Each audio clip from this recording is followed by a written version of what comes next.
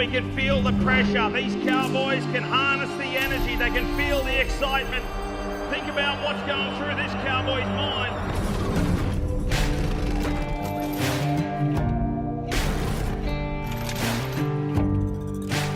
The gate opens and you see the bull coming out. Honestly, I just hear silence.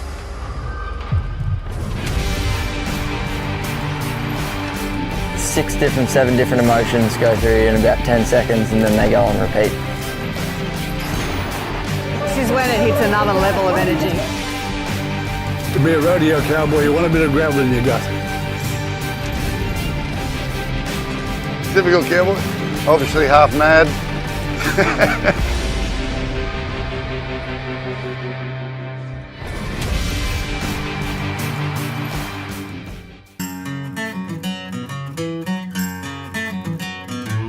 Good morning. Oh well, we've got a lot of wind this morning and I checked Marrawara. One of the wind farms are working out there and it's putting out about 90% of its nameplate capacity, which is great to see. The other one's not working at all, which I'm not exactly sure why. So that's been 10 days or so at least before we've got wind that can actually drive Marrawara somewhere near its full capacity.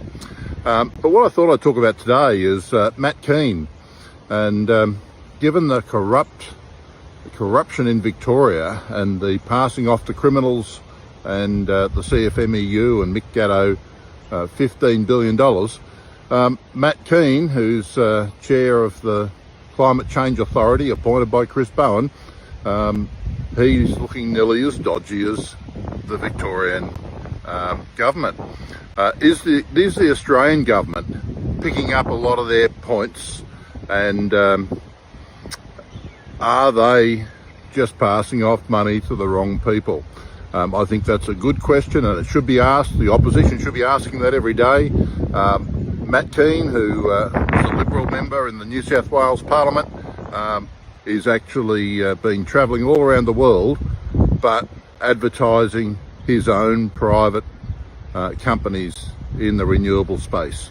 Matt Keane may well be as corrupt and unethical as the rest of the clowns that are running in this renewable space. VicGrid, which is an arm of the Victorian government, is operating, if not unethically, if not illegally, at least unethically. And I think that's a real problem for VicGrid and AusNet. I think for them to get that transmission line completed, there is going to be some extremely ruthless land takeovers and compulsory acquisitions occur. We can do a whole lot better. Australia should do a whole lot better. We should expect a whole lot better from our politicians.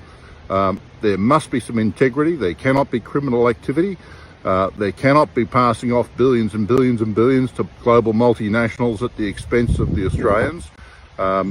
This is a poor process. It's poorly managed, and I think it's not in Australia's best interests. The data centres, the one in Victoria they're planning out at Sydenham, will take something like 2.4 gigawatts of power, which is around about 60% of their energy by 2030. So bear in mind that energy hasn't risen much in that time. All of a sudden now we've got data centres, government approved data centres, that are going to have massive amounts of energy required, and not intermittent power like renewables. They're going to require constant, reliable, dependable power. Very interesting. Thank you very much. It's Ross Johns here from the Wimmera Mallee Environmental and Agricultural Protection Association. Enjoy your day.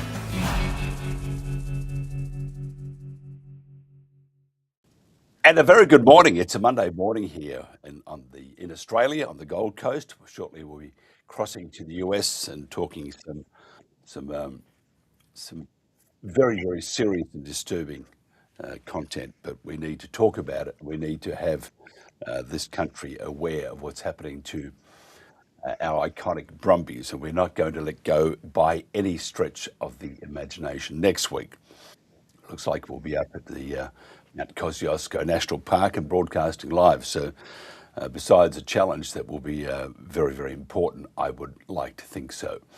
Some of the news that's making news around Australia. Australian beef exports have held firm despite a near collapse in China's shipments, slipping just 4% as the US, Japan and South Korea stepped up.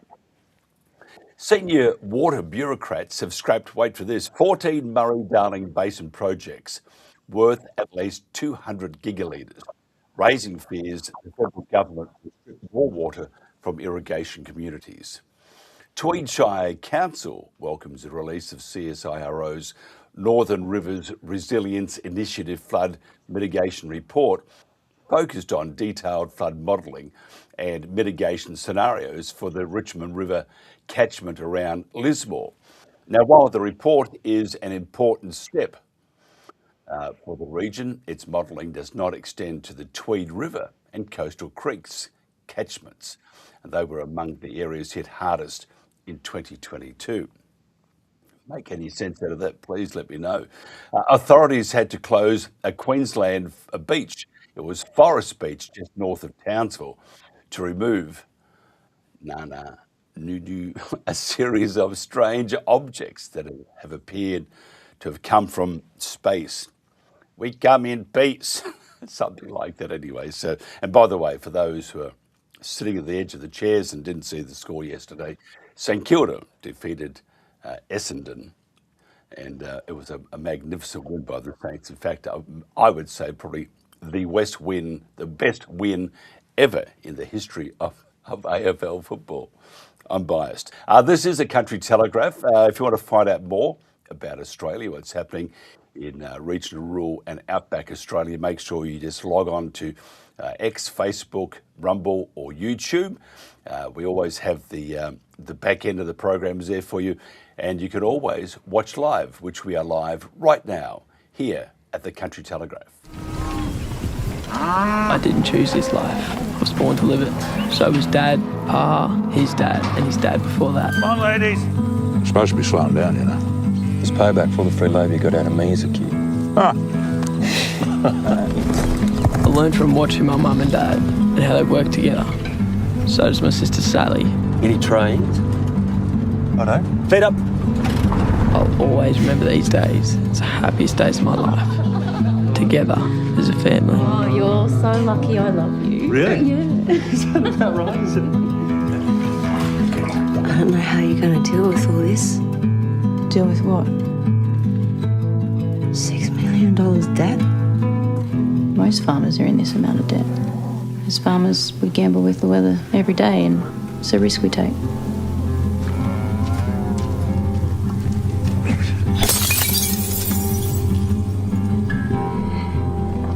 You have no idea what I'm going through. Maybe you should talk to someone. Oh my God, no, I'm fine. No, you're not, Alison. You and your dad's coward. Play a game of footy, all right? Where's heaven? What? Where's heaven? The sky, I think. Can we go there?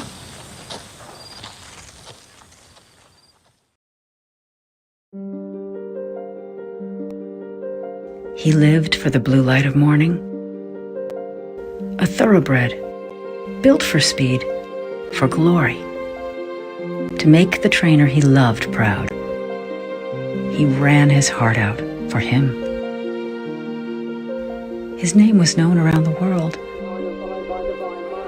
But as time passed, he stopped winning. The crowds forgot. His legs could no longer move as swiftly. His trainer couldn't afford to keep him, so he was sold to a good home, a fresh start, or so they thought. He could sense something was wrong. The horse trader flipped him at auction for profit, driving him for miles away from everything he'd known.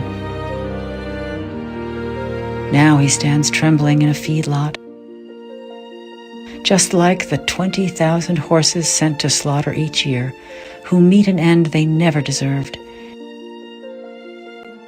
His trainer found him before it was too late. But not all horses are lucky.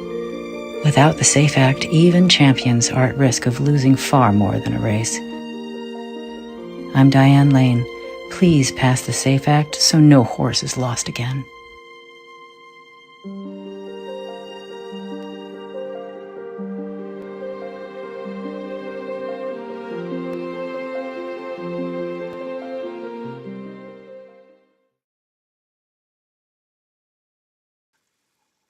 And welcome back to the Country Telegraph. Barbara Moore is Vice President and founding member of the Equine Collaborative International, which is ECI, and is a charitable, non-profit organisation with deep roots in the horse industry.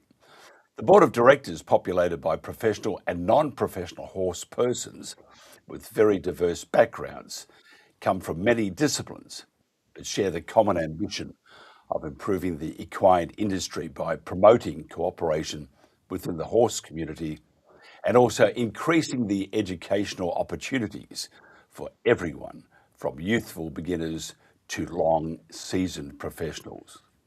Now, meetings are open to the general membership, and so it's very transparent to the public so that all advancements and issues in the industry can be openly discussed, unlike area clubs focused on special interests, activity or geographic area. Equine Collaborative International, Inc. is an all-encompassing coalition of individuals and equine organisations of all disciplines working together to empower the equine community and advance the horse industry. Barbara Moore, thank you so much for joining us. Mike, thank you for asking us to be involved in this. What you folks have going on in your country has every good horse person all the way around the globe lit up, and I really appreciate the opportunity you're giving for us to voice our opinions. Tell me, before we get into that, tell me more about your organization. We being the board of directors and a few other people came together in 2018, and by January 1st, 2019, we got ourselves well enough organized to open up this nonprofit. We had some really good help with getting things rolling, good advice from people about how to expedite matters. And since that time, we have had to move into a virtual existence. 2019, things were okay. We could still meet in person. And then came 2020. And like the rest of the world, the pandemic grabbed us, and the choices were stop doing what we're doing or find a new method of communication. And I'm very grateful for everybody that's put up with my lack of technical expertise, shall we say. And we have been able to go ahead, and the ambition from the beginning was to be international. And I'm afraid, like so many ambitions, that started out being kind of a small ball situation, because the core of our original group lives 20 miles from the Canadian border. Mm-hmm. And we had contacts over there, so we thought international was a good choice. And then the doors started to open, and we went way beyond that 20 miles. And one of the great steps that we made forward was when we made contact with your people in Australia. Dedicated does not begin to describe what I see in these Brumby advocates, and we have so many things in common that I really wanted to develop that relationship. And I have found across the equator and around the globe that those business relationships have turned into a brotherhood and sisterhood. We believe in the same things, and we're willing to stand up for the same things. Yeah, I totally agree. what's happening in right around the world. Look at the Dartmoor Hill ponies that have been there since for thousands of years, and they're trying to get rid of the Dartmoor Hill ponies because they destroy the environment. They are the environment. You look at the Australian landscape with the Brumbies, the iconic Australian Brumbies, which is as iconic as your Mustangs. And they named a very fast car after those horses. Here in Australia, we, to save the planet, we have this mindset. We have to destroy the planet, and that is just absolutely insane. It does get down, though, to lobby groups, and these lobby groups push our government, as they do in the US, to do damage to not only these beautiful creatures, but to the entire Australian, the way we act, our way of living, and that's what they want to do. In the US, it's a bit different. You have a number of amendments that will protect you, but you still got to fight very hard. Can you just tell me about, I think it's called Safe Horses, and I have to plead partial stupidity. I forgot to actually write that down. But tell me about the initiative in the US where they are trying to, through Congress, to stop the slaughter of these beautiful horses called Mustangs. I believe you're referring to what we call the SAFE Act, which is Save America's Forgotten Equines Act. And it has gone before Congress time after time after time. It gets enough support that it gets through Congress, but we never get to the finish line with it. And I think we are much closer at this point. I am I'm not the ideal person to talk about that. I have enough familiarity to have this conversation with you, but I can point you at the right person if you want somebody with more expertise. The sad fact is, one thing that might move us closer to the finish line is the screwworm has come up from the south, and though it was eradicated, I believe 20 or 25 years ago, we are seeing it again, and it's been in country for a little over a month, I believe, and it has stayed limited to 2 states. There's only 1 case in New Mexico. The rest have all been identified in Texas. It was first seen in Texas, but it has spread to multiple counties in Texas. So it has closed the border. And with the border closed, the horses cannot ship to slaughter. I'm sure that there will be ways around that, but we are on guard. We are, looking to avoid those other methods.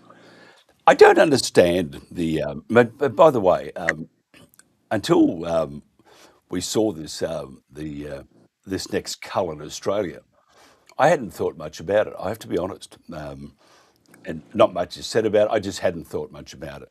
But I do know that we do need to treat animals with the utmost respect, and because they do rely on humans to make their life comfortable and as enjoyable as possible. So with that mantra, I started to follow the story, and none of it made any sense in Australia. The same thing in the US.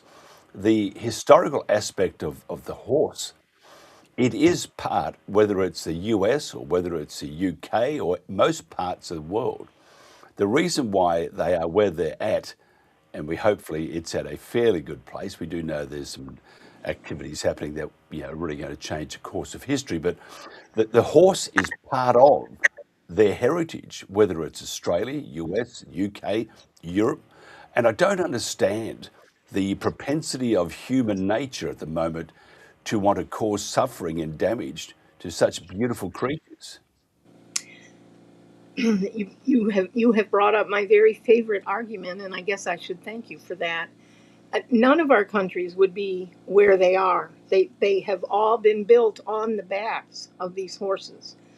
And in my mind, that means they earn exactly the respect that you are talking about.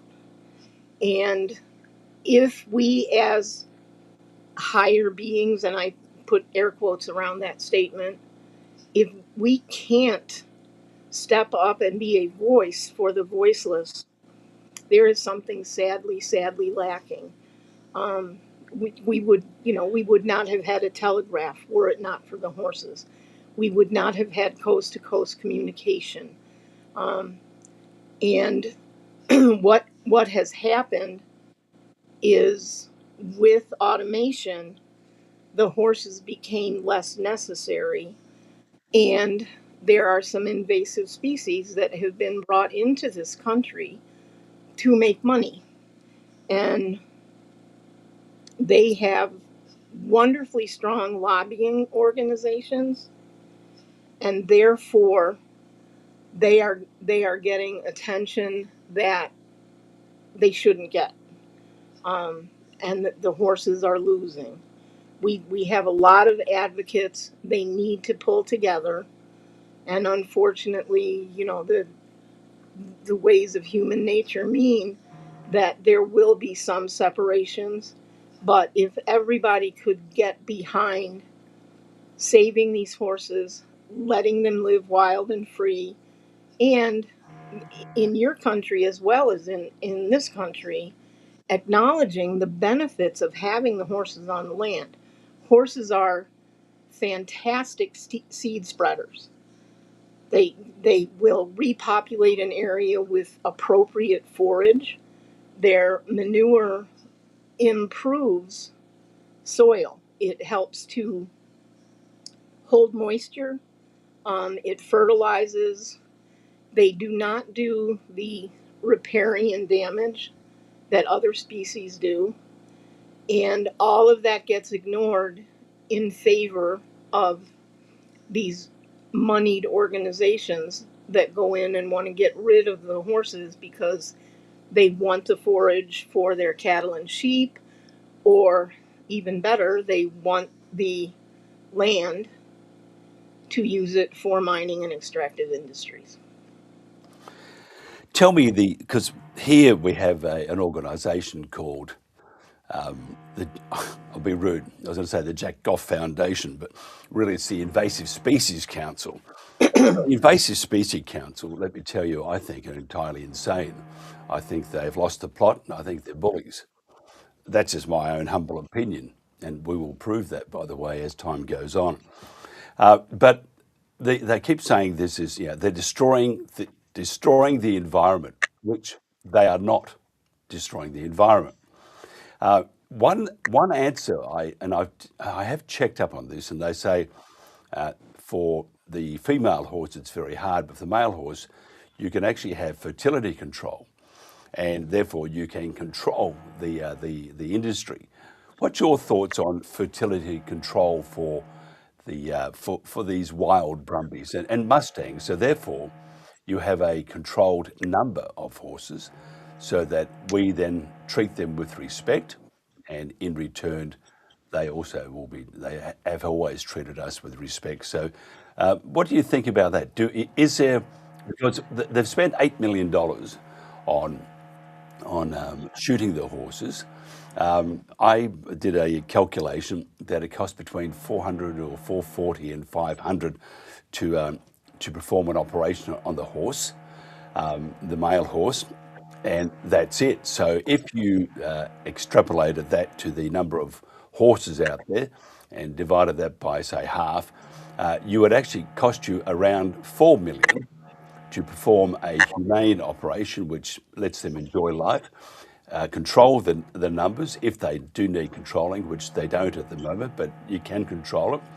And you have both animal, part of Australia's history, and you have society moving forward, living together as one. I think that needs to be the ultimate goal. We have to figure out how to cohabitate. And I think that's a wonderful, wonderful ambition. The problem is people want to take shortcuts. They want to achieve only what they want. And if they have no conscience about what they are doing to these sentient beings, the horses lose, the people that advocate for the horses lose. But fertility control, surgical fertility control still requires, a roundup. It is invasive. It is potentially dangerous for older male animals.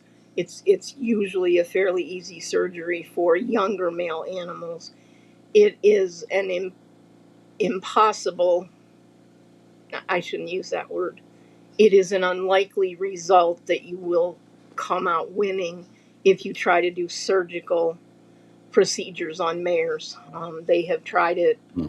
It has not had good No, results. it hasn't. It's a disaster. But I think if they're looking, the quick fix, well, this day of so-called fiscal accountability, if you look at 8 million compared to 4 million, already 4 million is a much better result. And it won't cost that much. I've just been a bit generous with the numbers. And then you employ people. We all of a sudden become a little more human. The route that they're taking here, Mike, is everybody's getting on the immunosuppressant birth control bandwagon. Mm-hmm. And true confessions here, I am not a fan. And the phrase that is most used is it's a good tool in the toolbox. But what a lot of people seem to forget is that it is a single tool in the toolbox. And they turn to that as the be-all, end-all, and that's what we need to do. But there are so many things that need to be taken into consideration. Number one, you've got a wild animal. And the moment you decide who has a baby and who doesn't have a baby, you have taken the wild out of that animal. You have removed natural selection, which is kind of the whole point of being wild. In addition to that, they are using fertility control without taking into account the genetic viability of some of these herds that they are using fertility control on. And if you already have a herd that has been reduced in numbers by roundups so that it is below what would have them be genetically viable, now you end up reducing their numbers even more with the fertility control. And genetically non-viable, to me, is a very fancy way of saying we just greased the road on the way to extinction. Yeah. And my feelings about it are strong. I hope I'm not upsetting everybody in the world. What you say is correct. What we're trying to do is explore ways to appease those that want to. We call it the killing season. We're about to get into the birds instead of, as Dr. Peter McCullough said, who knows a little bit about this sort of stuff. He suggested that they let natural immunity take place, and he quoted some examples. But of course, in Australia, we have this propensity. What do we say? If it moves, shoot it. If it doesn't, you chop it down. And we have that attitude, and led by invasive species council. They want to take us right back to before white man landed here, and I'm sure they would love to take us back to the days of the dinosaur. Look, I think at the moment we need to stop not just now because they're about to stop the shooting. What we need to do in Australia is stop it forever. And then we need to spend a bit of time, government, horse industry advocates, the invasive species council, if you want to, and come up with a solution that works, that doesn't involve killing these beautiful creatures. And I think that's what we need to do as a civilization. We need to do that. Whether that would ever happen, I don't know, because there is always the good and the bad amongst us all. And sometimes evil does, initially win over good. Look, if somebody wants to find out more about your community, and by the way, I extend the invitation to whenever you would like to have a voice. And I have an idea, and I'll get Jen to talk to you about that later, that perhaps we could do this on a regular basis for your entire community, so that therefore we're not just, shooting a bit here and a bit there. We have some sort of some sort of a plan and formula. So I'll get Jen to talk to you about that. The offer is there, by the way. Whatever we can do, because we are trusted to look after the animals. We have to look after the animals, because if we don't, generally no one will. If they want to find out more about your organisation, Barbara, how do they do that?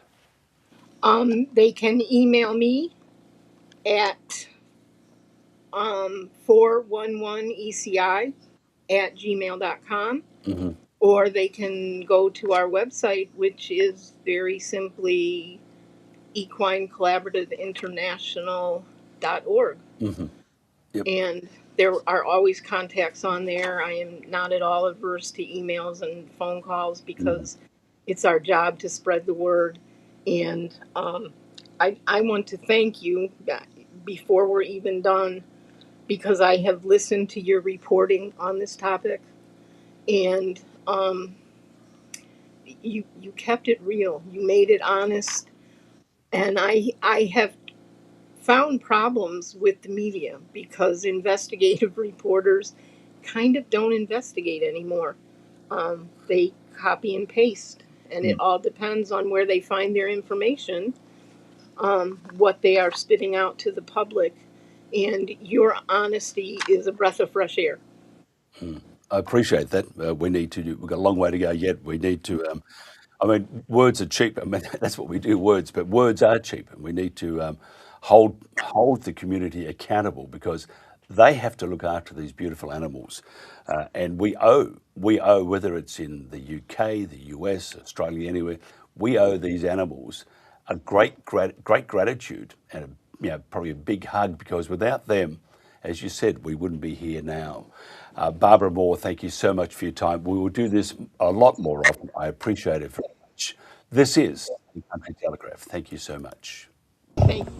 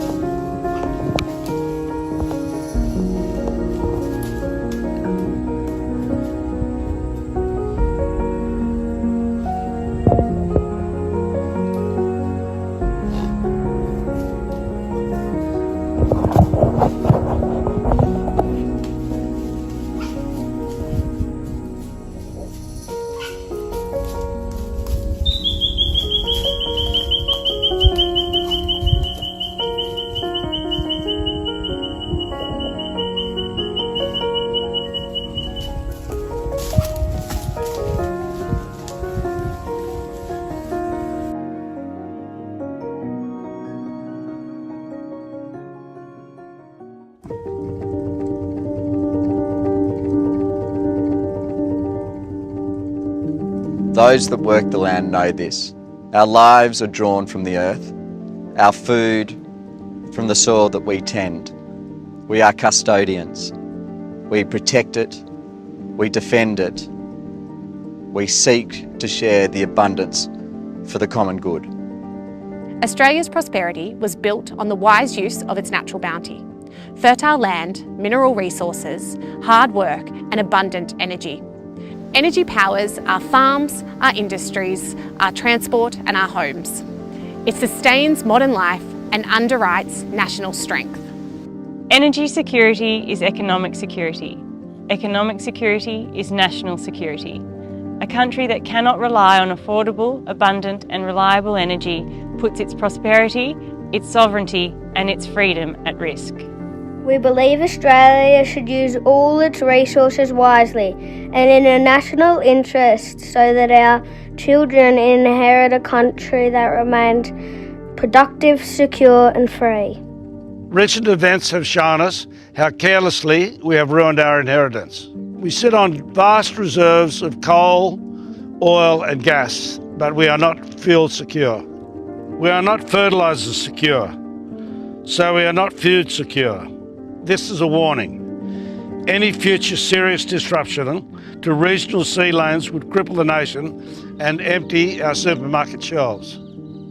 We stand on a simple principle. Political power exists to serve the people, and the first duty of the state is the well-being of the nation and its communities.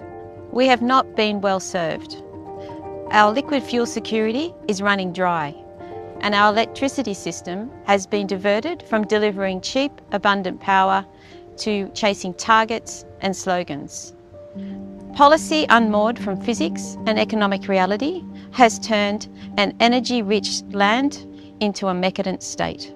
So we reject the sacrifice of productive farmland and natural habitat to sprawling industrial wind and solar estate, strung together by vast transmission networks. In a perversion of environmentalism, our landscape is being despoiled in the name of saving the planet. We're calling for an urgent review into an energy policy that was never built for purpose. Billions of dollars have been spent on wind and solar projects that only deliver part-time power. Billions more on transmission that's required to bind it all together, and then good money after bad to back up a system where failure is a design feature. The result is a weaker, less resilient, but more costly energy system. And the proof of that is in everyone's power bill. Australians are paying more and getting less.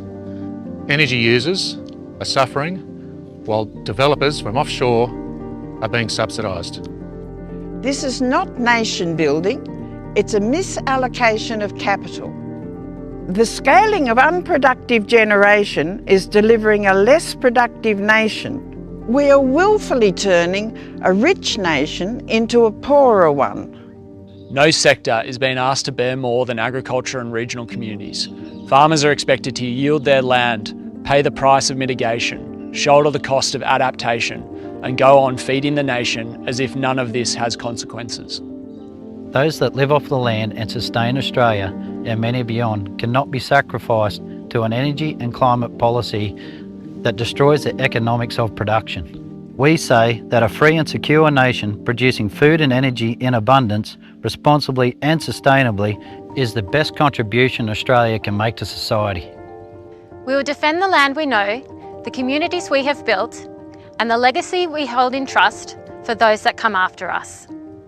To keep Australia prosperous, sovereign, and free is our duty, and in an uncertain world, our best defence.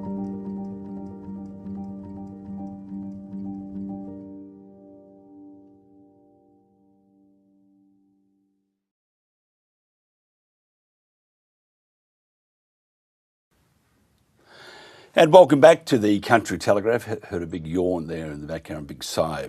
Probably been up since 4 a.m. That's what she does. Gets up very early, does her 15-kilometre run, and then does weights and probably some rifle shooting. Maybe not, we'll find out.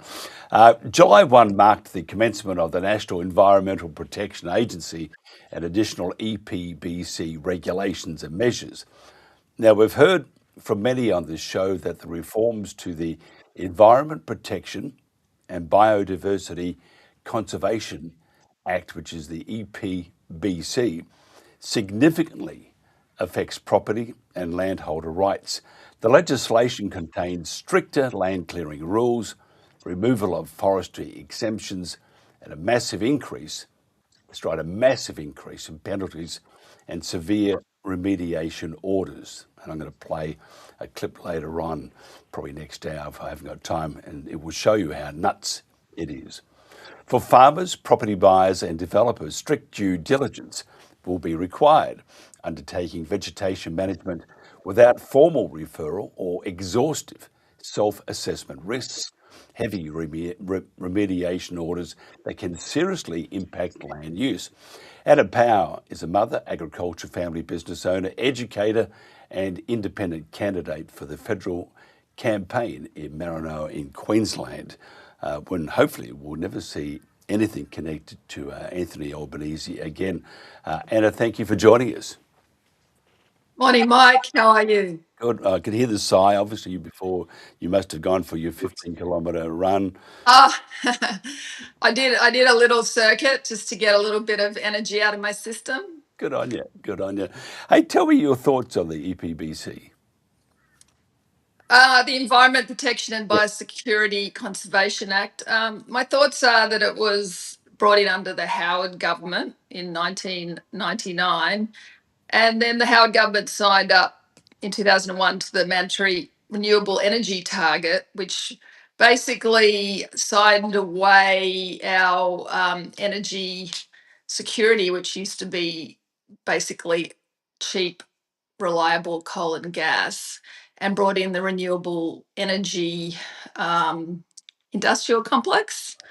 So they basically decided that they were going to, because there's really no business model in the open market for solar panels, wind, and hydro, the government signed away our taxes to subsidise it. So I'm interested because the National Party are now howling about all of this stuff, but it was actually brought in by the coalition.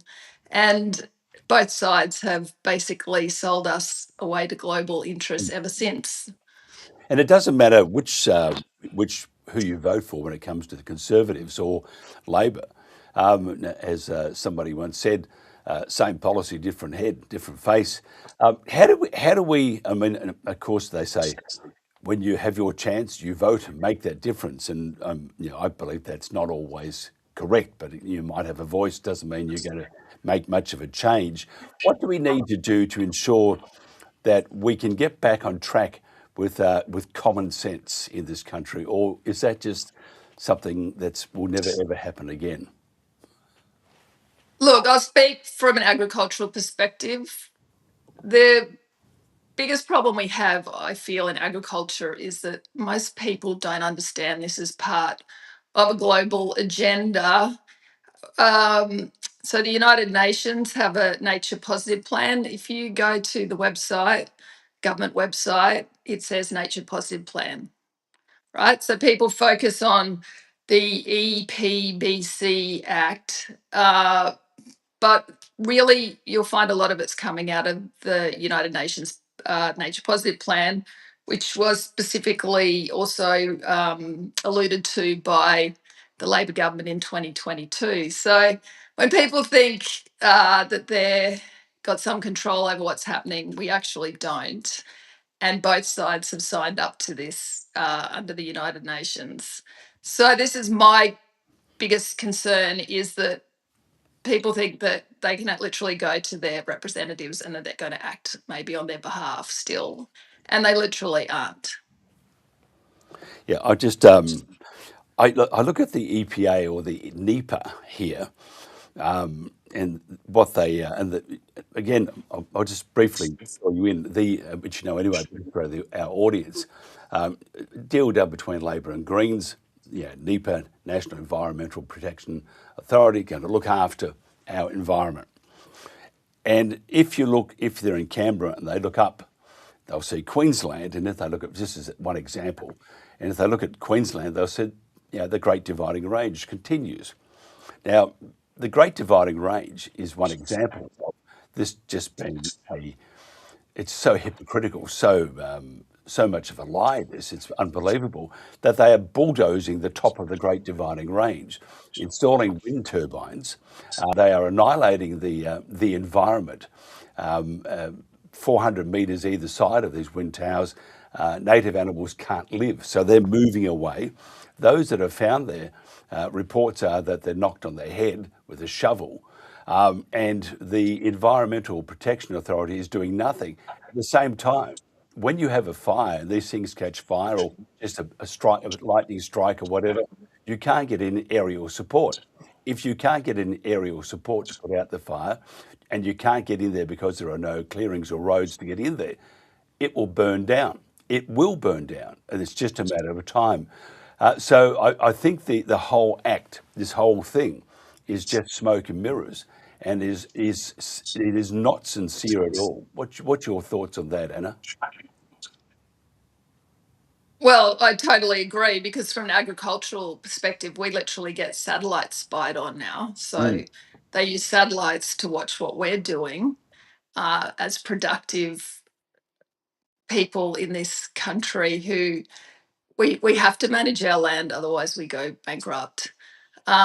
Especially small and medium businesses, we don't have shareholders, we don't have super funds behind us, we don't take tax subsidies like the mainly foreign-owned renewables companies. And I don't want any because it just makes things worse. But I'm just pointing out that in order to survive, we manage our land properly, and yet we are the ones who are subjected to this legislation, and this is state now, this is federal. Council has ridiculous compliance. So this is 3 levels of government that good, honest people try to go about their business get subjected to, and yet foreign companies can come in here, get our taxes to subsidise a failed business model, and it's failed. It failed overseas before it even came here, and can go in and do what you just explained. I fly over these things regularly. They're often not moving. Acciona down the road they did change the travel bearings in the wind turbines, so they started blowing up. And then they need to get this massive crane, which of course is because they are subject to a lot of the ridiculousness we are. You can't operate a crane until you've done the training. The cranes are so large to get them in there, expensive, whatever, to change all these bearings. And they say that's environmentally friendly. We literally send our resources to places like China and India, and then they make them into solar panels, electric batteries, these massive wind turbines, ship them back here, and we're told at great expense, put in great expense, and we're told that's that's more environmentally friendly than literally just burning our own coal at the source, which is what we used to have. And we had some of the cheapest, most reliable energy in the world, which is why we were a prosperous country. Yep. I often go, and you're dead right, and it's this, the other agenda is at play, and we do know what's happening, and the government makes no. Well, the thing is, most people do not know what is happening. They have no idea. I read through the ag bodies that are supposed to represent farmers. They've all signed up to this. So my feedback to ag bodies is they should be completely independent. They shouldn't be signing up to any government ideology, any global ideology. They should just be there to advocate for farmers or graziers or whoever they're claiming to advocate for. That's all they should do. They shouldn't be on the National Party side. They should be completely independent. Don't take any government money, because once you take the government money, and this is how the government own a lot of us now, not me, but a lot of it, I see it everywhere, is through grants. So they give a grant to, say, the NFF, they give a grant to Queen's Ag Force, and then that comes with KPIs. Or that comes with, oh, well, we've patted your back, you need to pat our back now. You can't play politics and advocate for agriculture. It's impossible. And I've watched this trend over the last 20 years. Yeah, it's incredible. I often go on like a pork chop sometimes. It's just my inherent nature. And you saw the better part of me the other day because I was busy. But I always say that the farmer has always been unappreciated, but this time they're under attack. And these attacks are basically to save the planet with renewables, whether they're transmission towers or wind turbines and solar farms in Victoria and New South Wales. I see that Queensland has they just passed a new compulsory acquisitions act under the LNP, same law, different face, that they can come in and also confiscate your land if they need to put in renewables. And if they didn't want renewables and they thought they were terrible, they would have stopped what's happening in the Great Dividing Range. Well, but the thing is, Mike, look at who donate. You always go back to look at the donors, okay? So actions always speak louder than words. And this is what I keep saying to people when they go, oh, the National Party are ditching net zero. I'm like, they're saying they're ditching net zero, but go back to the actions, because ditching net zero means nothing. Everything's legislated now.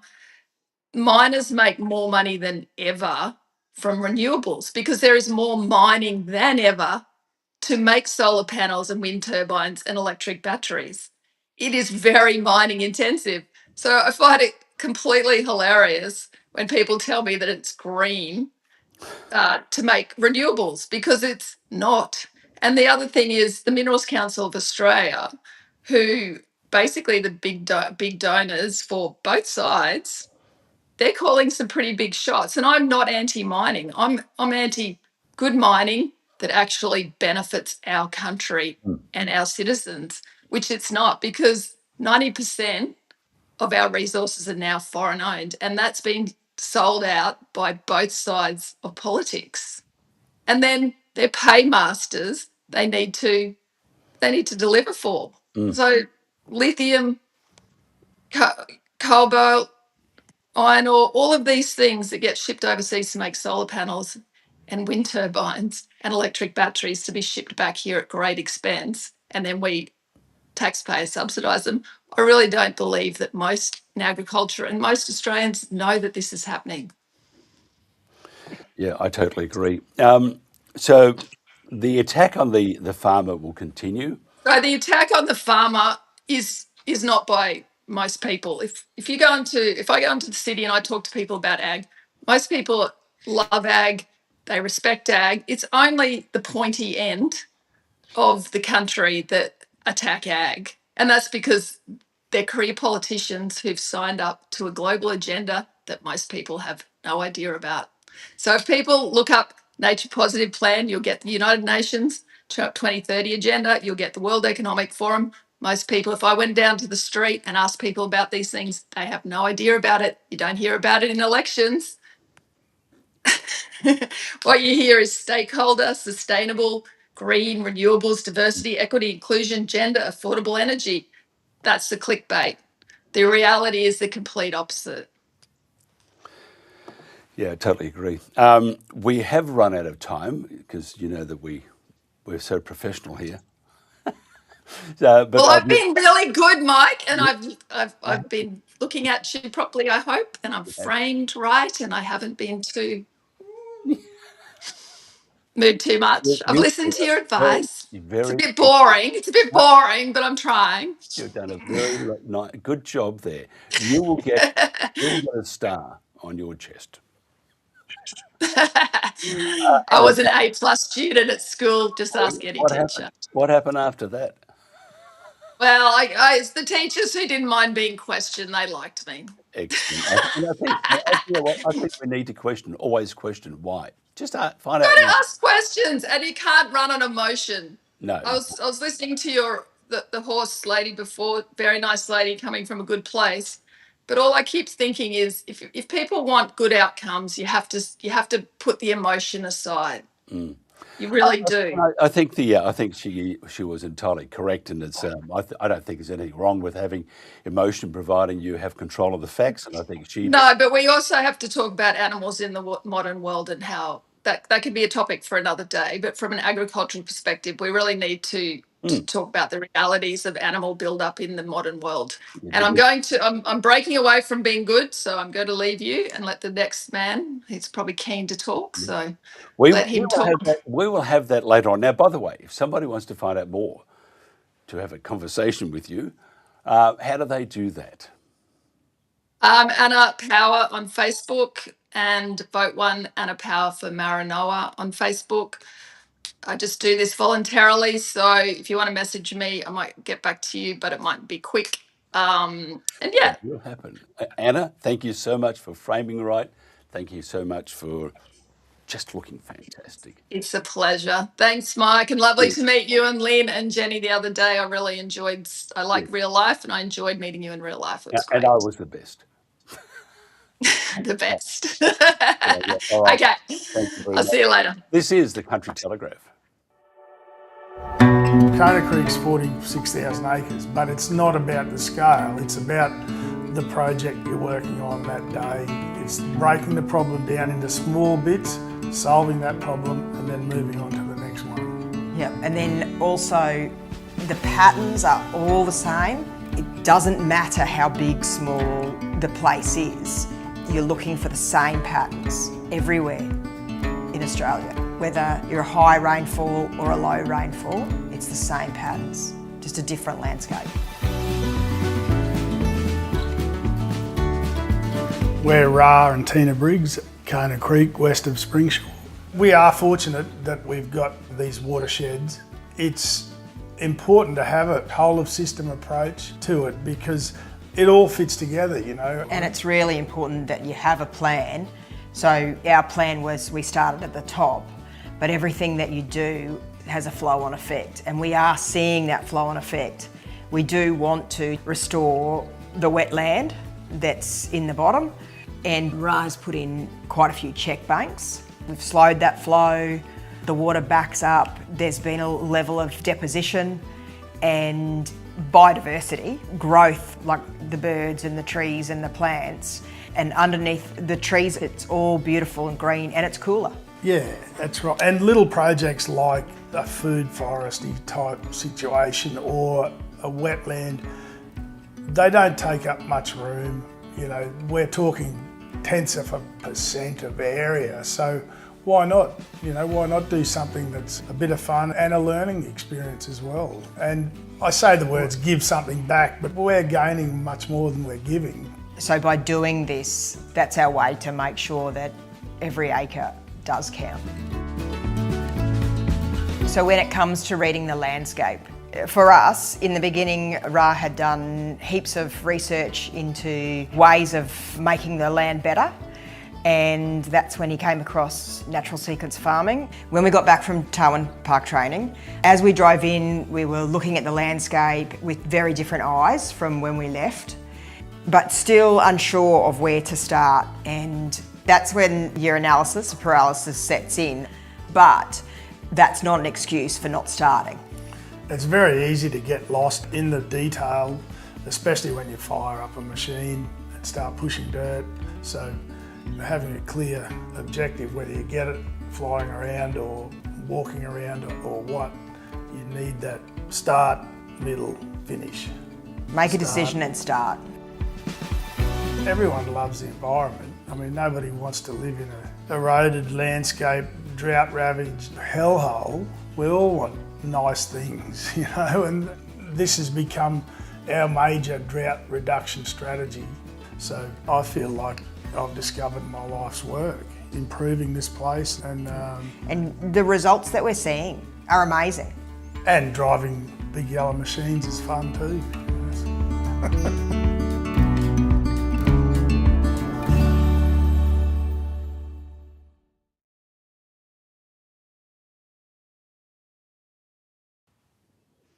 And welcome back to the Country Telegraph. Thank you very much to Anna Powell and also to everybody who's sent us messages. Appreciate it very much. Some of the news that's making news right around Australia. Australian beef exports have held firm despite a near collapse in China's shipments, slipping just 4% as the US, Japan and South Korea stepped up. Senior water bureaucrats have scrapped 14 Murray-Darling Basin projects worth at least 200 gig, raising fears the federal government will strip more water from the irrigation communities. Of course they will. They don't like farmers. Tweed Shire Council welcomes the release of CSIRO's Northern Rivers Resilience Initiative Flood Mitigation Report, focused on detailed flood modelling and mitigation scenarios for the Richmond River catchment around Lismore. Now, while this report is a very important step for the region, its modelling does not extend to the Tweed River and Coastal Creeks catchments, among the areas hit hardest in 2022. Oops, forgot that one. Authorities had to close a Queensland beach.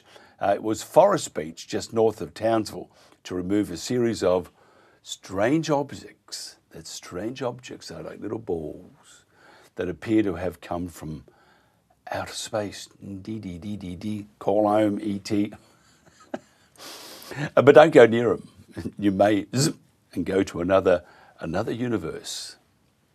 Might be another project, Hail Mary. Okay, so if you want to find out more about what's happening around the country, regional, rural, outback, cap cities, for example, and oh, by the way, St Kilda beat Essendon, just for those that have missed the news yesterday. Best win ever in AFL history, apparently. But just if you want to find out all that sort of stuff and other dribble from me, just go to X, YouTube, Rumble, Facebook, and we're live on all those platforms. This is the Country Telegraph.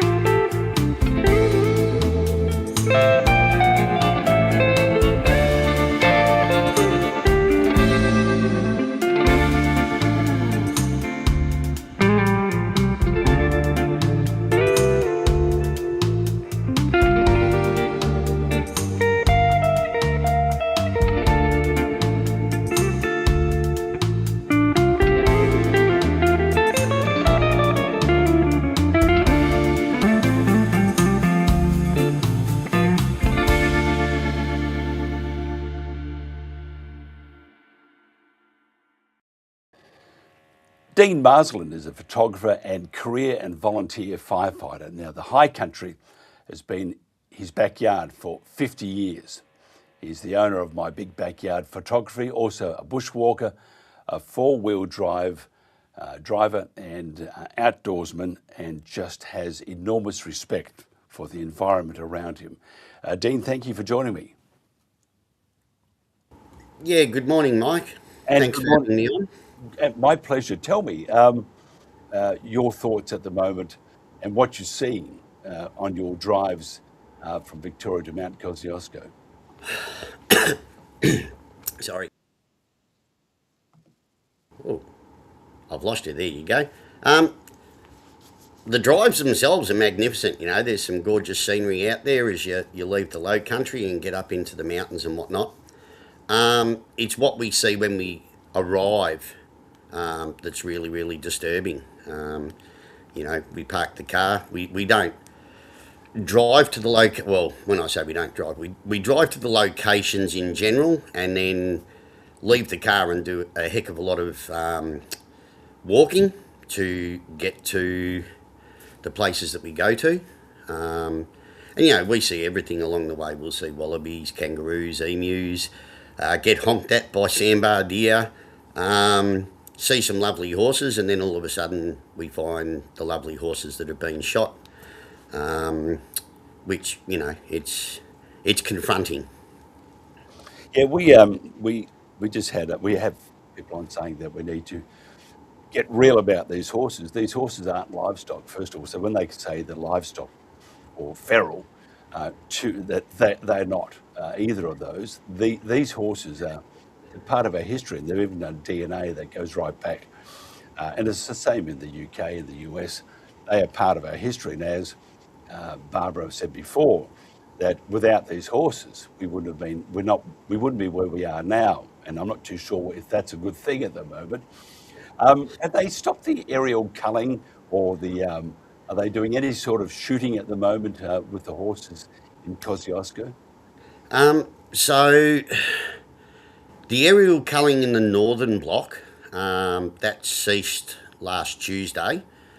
But what they did was they commenced aerial culling in the southern block. So the areas that run from sort of Jindabyne up through Thredbo along the Alpine Way and flowing all the way down towards the Snowy River and the Victorian border. So whether they're flying today, I don't know. They pick and choose their days depending on weather. But they moved that aerial culling from the northern block to the southern block for the next 2 weeks. When it comes to ground shooting, That's ongoing. They don't have to tell the public that they are undertaking it.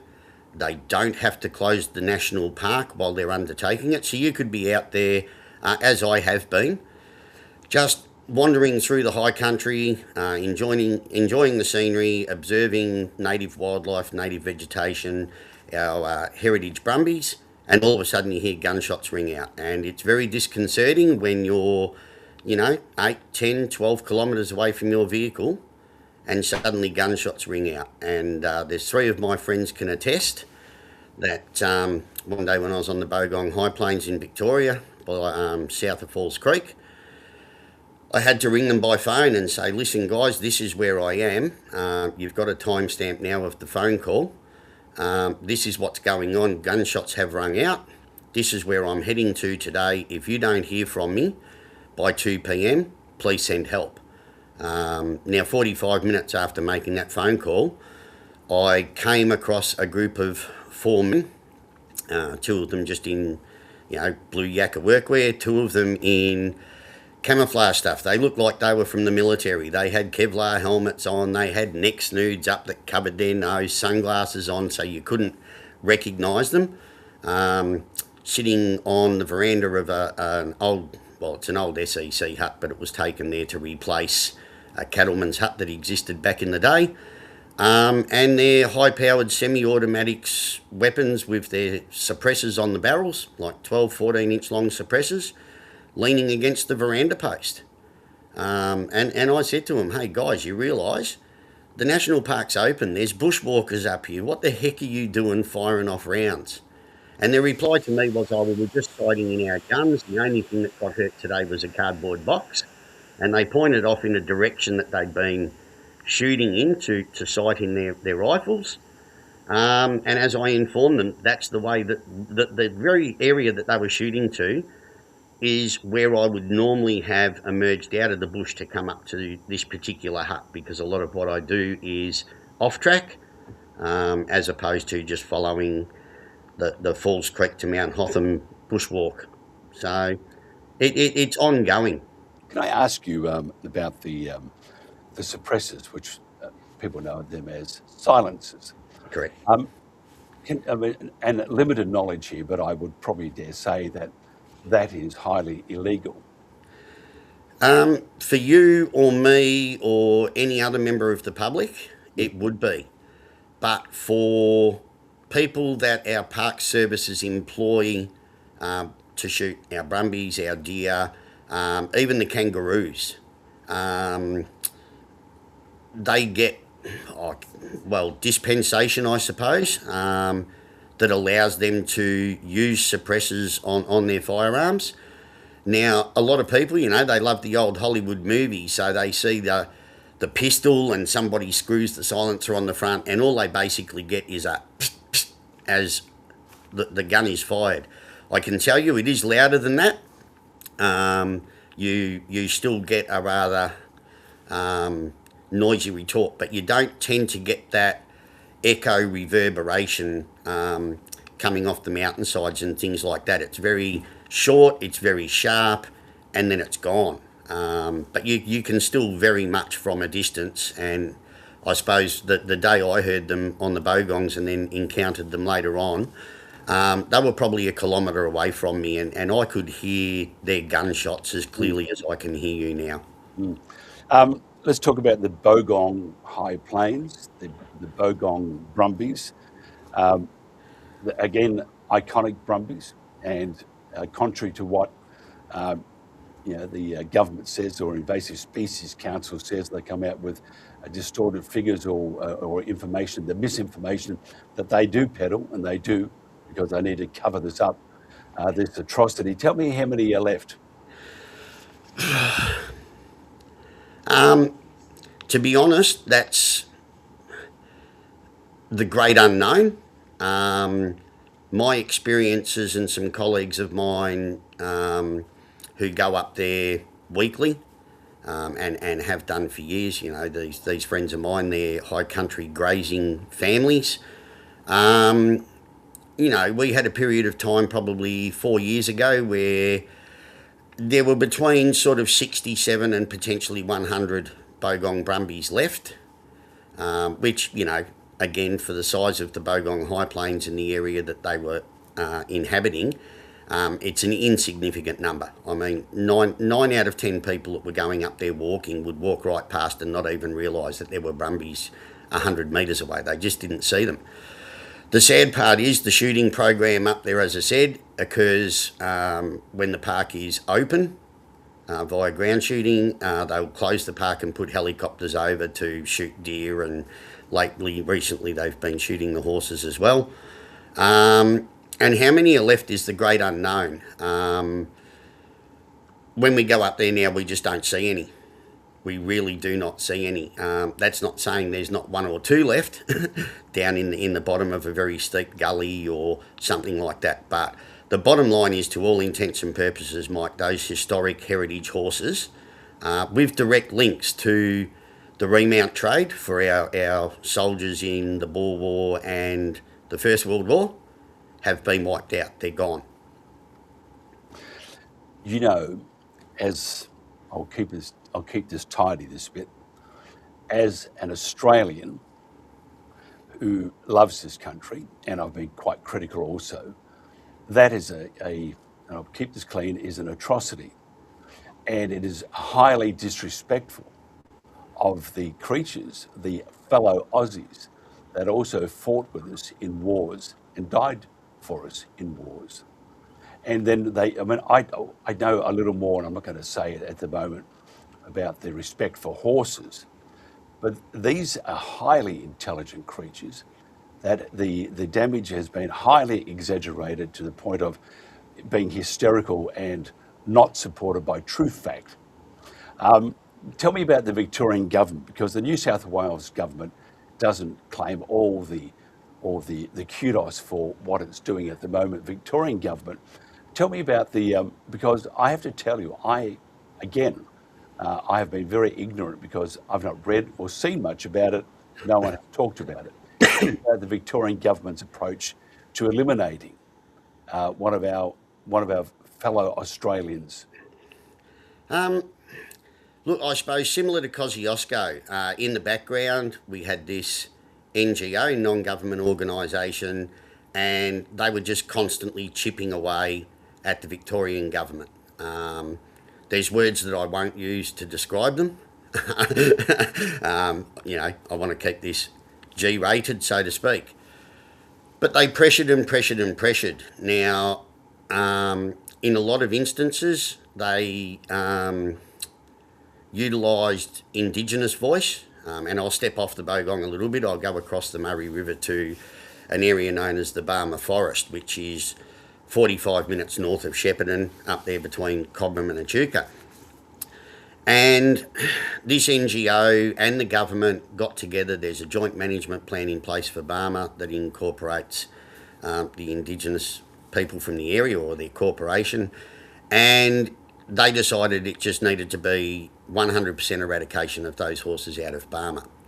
So it was kept out of the media to a degree, and we've recently heard from people we know inside the media that the governments, be it Victorian or be it New South Wales or be it federally, have actually turned around and told the media networks that if they cover the Brumby situation, particularly from our side of the argument, then the government will withdraw all of their advertising funding. So that means, you know, all of your Medicare ads and your NDIS advertising and all of those government adverts that come out via the media, the government will just withdraw it. And that's a huge hit in the hip pocket of these media outlets.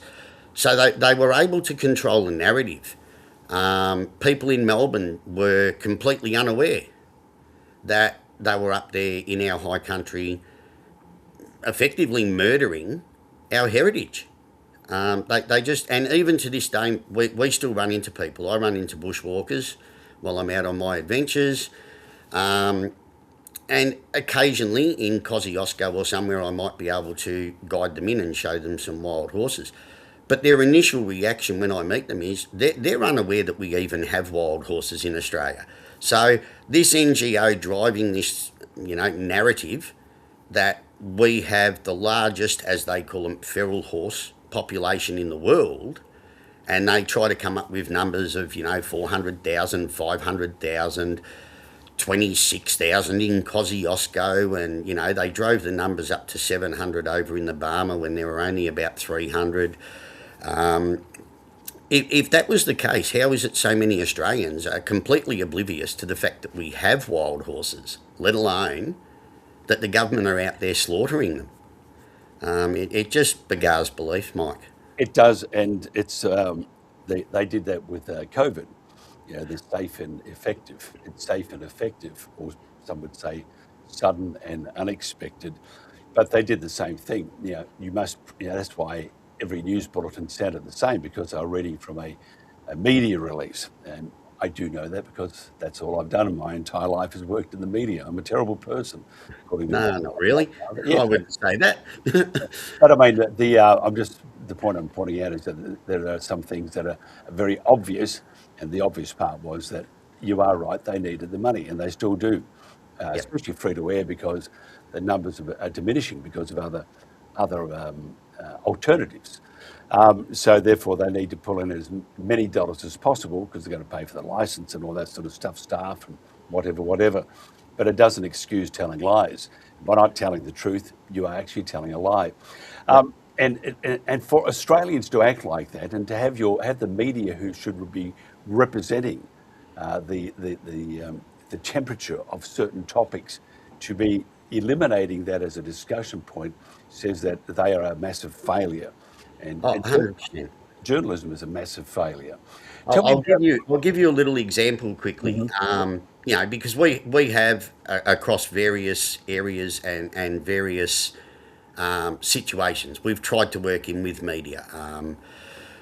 I approached Bill Tilley, who is the Liberal member for Benambra, which covers that area down and around the Bogong High Plains and into Victoria's Eastern Alps, which a lot of people don't realise that's border country. It abuts Kosciuszko National Park. And in talking with Bill, he actually said to me he knew a lovely young journalist, worked for ABC Regional, something, I don't know exactly what they were called, but it was ABC in regional areas. And he'd been talking to her, and she wanted to come up onto the Bogong High Plains with myself and a camera crew and follow my adventures and show the environment, show the ecosystem, show how healthy it was, and show that the horses were in place. So we were in the process of organising all of that, and then Bill rang me up and said, mate, unfortunately it's not going to happen. His impression was that higher up the chain within that network had actually turned around and told her that that was not a story that they wanted told. It's not a story they wanted people to see, and that she was no longer allowed to come up with me. And that's been going on the whole way through. We've spoken to journalists on a Monday, and by Wednesday it's like we're persona non gratis, and they don't return phone calls, they don't answer messages, they don't reply to emails anymore. So there's something chipping away in the background that's got to be coming from government that is actually shutting down this narrative.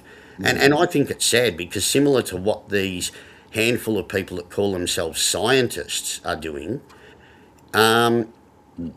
they're actually destroying the integrity of science. And these people that are trying to control this narrative and stop the other side, the true side, our side of the narrative getting through the media, they're actually destroying the integrity of journalism. They are indeed. In journalism, we interviewed a lady when we had TNT radio. We were okay. We had 140 million now last year, 20 million downloads. We were okay. But she said journalism is in trouble, and it still is. And when you keep, I was always taught to ask why. And like you, we were taught to ask why. We don't do that anymore. We just say, yes, sir, yes, ma'am, thank you for the check. Tell me, who monitors the culls at the moment? Look, that's a difficult one to answer, Theoretically, the buck stops with the state governments, departments of environment, whether it's Environment and Heritage in New South Wales or down here in Victoria, it's all been rolled into now, including environment, energy, climate change, all these sorts of things. Most people, and rightly so, they tried to hold the minister accountable, but 9 times out of 10, the minister is as ignorant as the community. It's all of their little aides and assistants and bureaucrats working in the background that are doing 95% of the groundwork, and all the minister does is stand up in front of a microphone and read out a media release or dodge questions. The RSPCA should be holding them accountable from an animal welfare point of view. At one point in time, I was engaged by a group led by a lawyer to go out to a mob of shot brumbies that had been located and to do some evidentiary photographic work. So I took things like trajectory rods with me, and when we located the bullet wounds, we'd insert the trajectory rod, which would follow the track that the bullet had travelled inside the body, to try and determine where those bullets had come from. Were they ground shot? Were they aerial shot? Where in the body were they shot? And that group's legal side of things tried going through the Ombudsman's office, because trying to get through courts and obtain standing and things was becoming more and more difficult. So along the way in that process, the RSPCA became involved, and the RSPCA was sent those photographs, and I was CC'd into the email trail, and I was receiving emails from RSPCA inspectors asking, where were these horses and what were my views and thoughts and feelings on what had occurred. And things were tracking along nicely, and then I received an email basically saying, after further information received from Parks Victoria, we won't be proceeding with this. Now, this process had been going across, 4, 5, 6 weeks. The horses were photographed the day after they were discovered, which we believe was a day after they'd been shot. So they were photographed within 2 days of being shot. The RSPCA was involved via a lawyer that was part of the group that engaged me. The RSPCA never sent an inspector out to the actual site to inspect these horses themselves.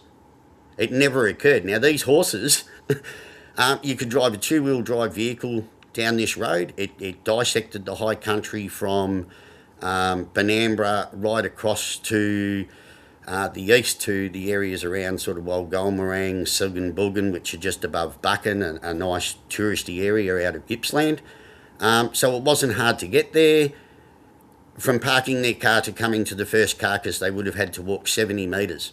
And the RSPCA never bothered to send an inspector out to do an on-site investigation into the claims that these horses had been recklessly, carelessly, horrifically and inhumanely shot. And that was all on the strength of a telephone call they made to Parks Victoria. That is, it's appalling, isn't it, in the RSPCA? I mean, we run an ad, and I'll keep it going, just a spot talking about how we need to be kind to animals, and it finishes up by saying something about the RSPCA. Ignore that part, but the rest of it is very good. Can you tell me, we often hear that it's beneficial to get rid of those horses, and I agree entirely. I disagree entirely with this, because it is not beneficial at all. But that's just my own humble opinion. Tell us what you think about this. Look, in the numbers that they existed in, over the vast areas that they existed in, and look, I'm not this romantic type, I'm not a person that saw this movie, The Man from Snowy River, or this movie, The Silver Brumby. I knew a lot of the people that rode horses in those movies. I know the people who trained the horses that they used in those movies. I'm not the romantic type, I'm the realistic type. Yes, you can walk through the bush and you can see a small hoof print impression. And beside that, you're going to see a kangaroo impression, you're going to see a deer impression, you're going to see an emu impression. We're being sold this narrative that horses are large, heavy, hard-hoofed animals, and hard-hoofed animals never existed in Australia. But when you actually go out and you see with your own eyes that around every single waterhole, you're going to get an imprint on the ground from every animal that comes in to drink at that waterhole, be it native or not native. You're seeing more native animal footprints, whatever you like to call them, in a lot of instances, as opposed to a small number of horse hoof prints. A hoof print is not damage. They might say it's visually unsightly, but is it ecologically damaging? Is it environmentally damaging? No, it's not. Look at the next perspective of the horse's unique gut system. It's different to sheep and goats and cows and deer and all those sorts of things. So being single-stomached, what the horse eats goes through, they draw some nutrition out of it, and then the manure comes out the other end. It hasn't been fermented like it does when it goes through a cow's guts or a deer gut. So seeds and things like that remain viable. Because they're free roaming animals and they just wander around at will, they don't tear the vegetation out by its roots. They literally, due to their top and bottom incisors, nibble down and chew it off. They're intelligent creatures, you know. They don't eat the pantry empty before they go grocery shopping 4 days later and go hungry in the meanwhile. They move around, so they never eat out their entire food stocks. In moving around and dropping that manure in other places, the seeds inside that germinate and actually help cover up bare ground. They help the environment restore itself.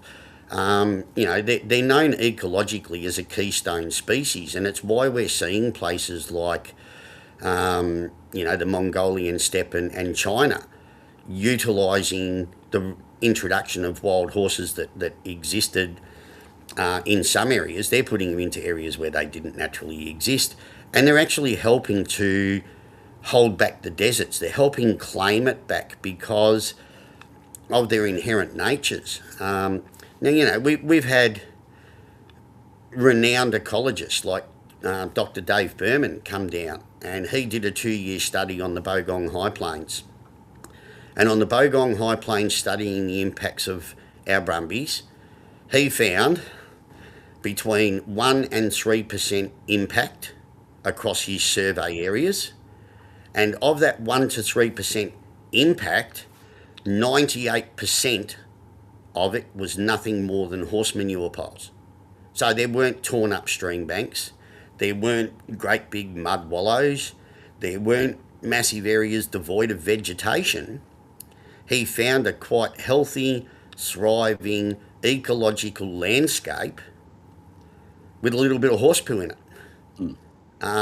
You know, those studies were put to Senate inquiries, and they were dismissed out of hand on the basis of they were partly funded by a group associated with fighting to preserve our brumbies. Now, if we applied that same logic to all of the peer-reviewed science coming out of some of these universities via particular professors, and they're masters of cut and paste. They don't actually really go out and do their own field research anymore. They look at papers that we've produced over the last 30 years, and they just cut out the sections that seems to suit their agenda and paste it into a new document and then submit that for peer review. But if we applied that same logic to their papers and said we're going to dismiss or accept these based on where your funding comes from, we'd be dismissing every single one of them because their funding comes from what we would call the greenies or the overwrought environmentalist types through donations or, you know, funding through the Ian Potter Foundation or things like that. And that's not disparaging the Ian Potter Foundation by any means. But, you know, if their funding is coming via groups who are determined that we have to get to a situation where nothing exists in Australia other than a native animal, then all of their research would be discounted out of hand. Yeah, I totally agree. And sometimes it's sometimes if you want to distort facts and make it swing in your way, it's quite easy to do that. Just quickly, we have run out of time. I just want to find out your thoughts for the future. If you could be succinct about it, what we need to do to get back to a balance.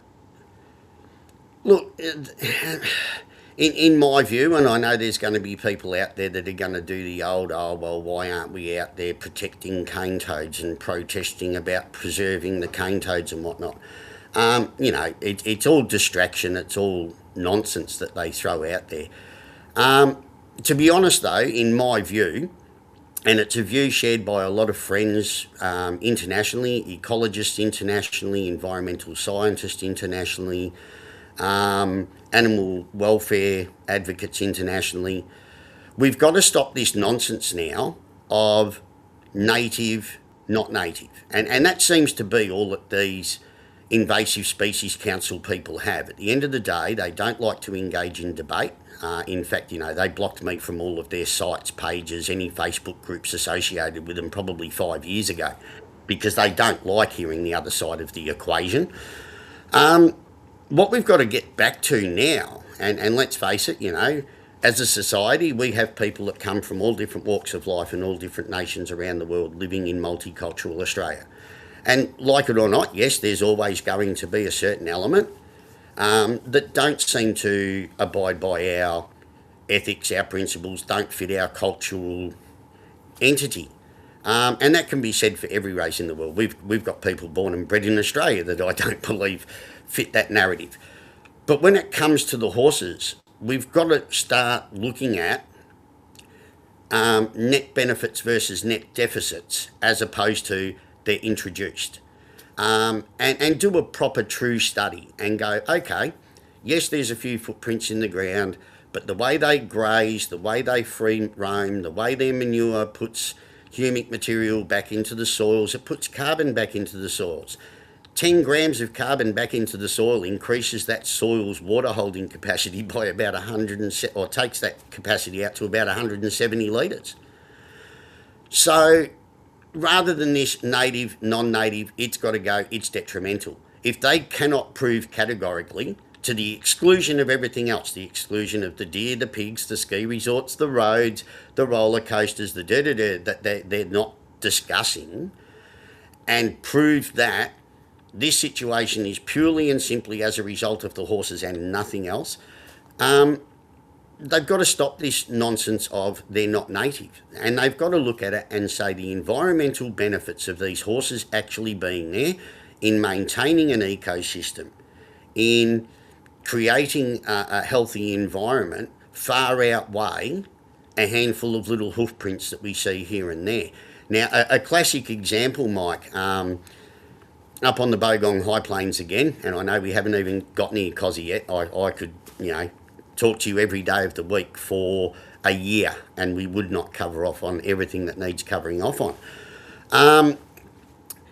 And I'm certainly not trying to shut down horse riding. I believe horse riding should remain. It's great for people. It's a great way to travel. It's heritage. It's historical. But you can go up onto the Bogong High Plains behind Falls Creek and you can park your car and you can take off across the Australian Alps walking track that goes from the High Plains Road down past Mount Cope and up over Mount Bundarra and across to Mount Jim, and then you can sort of turn a little bit south and then you drop down into the headwaters of the Kabunga River and cross over and come up the other side to Hotham Heights Ski Resort. And as you get out of your car and you start to walk on that Australian Alps walking trail, there's a sign that instructs recreational horse riders that they are not allowed to ride their horses on the walking track. They must disperse into the native vegetation to either side of the trail to undertake their horse riding activities. Now, this is how pathetic and hypocritical their arguments are. Because if I go up there on a horse shod with steel shoes and it's acceptable for me, so as I don't damage their precious walking track, to ride that horse through the alpine meadow grasses, the wildflowers, the heaths and sedges and things like that that naturally occur, how can we then complain that a wild, unshod horse who's native to the area, and by native I mean, these are horses that are generational horses. It's the only home they've ever known. It's where they were born. They've grown up in that environment. They respect that environment. They depend on that environment, so they look after it. Not like us. We go and tear it down and we destroy it because we want a new skate park or a new mountain bike trail or something like that. These horses respect where they live.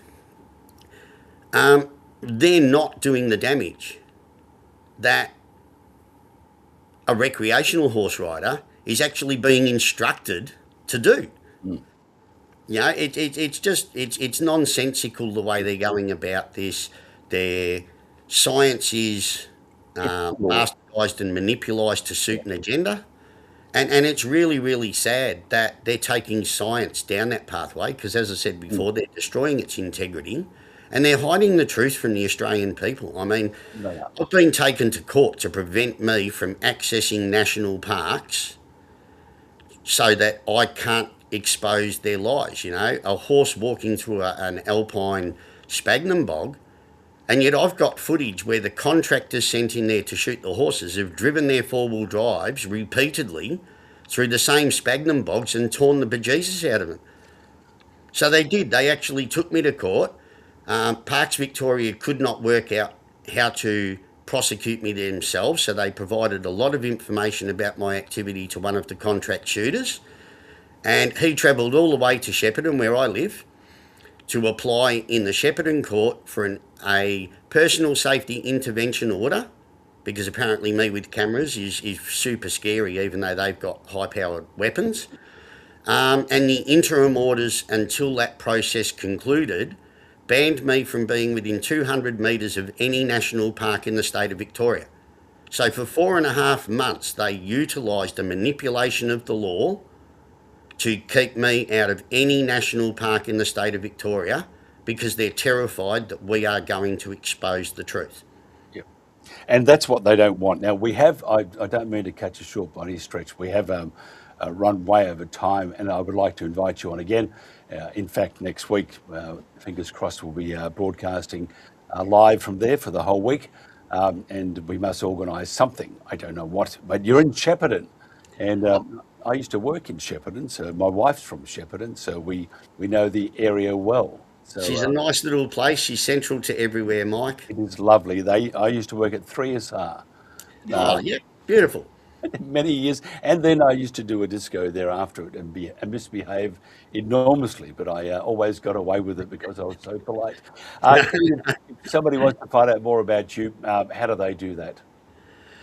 So realistically, I've tried to keep a bit of a low profile, you know. I've kept a lot of my advocacy offline. I only actually got onto Facebook about 8 years ago now, and that was actually due to mentoring a leadership program via the fire brigade. And all these younger people, they love things like Messenger. It's quicker than emails because it pings on our phone and tells us there's something there. So that's when my advocacy became public. But on Facebook, it's just Dean Marsland. It's a beautiful little sunset image in that circular bit, and a beautiful background photo of our layers and layers and layers of blue, beautiful mountains. Or they can jump over onto My Big Backyard Photography. That's a page that I run, and it's just some lovely images of everything. It's not just horses. You'll see kangaroos, and you'll see lizards, and you'll see flowers. You'll see everything. So that's how people can sort of see what I'm up to, and just shoot me a message via Messenger. Thank you very much. I appreciate it enormously, and thank you for being concise, succinct, and truthful. Dean Marsland there, here on the Country Telegraph.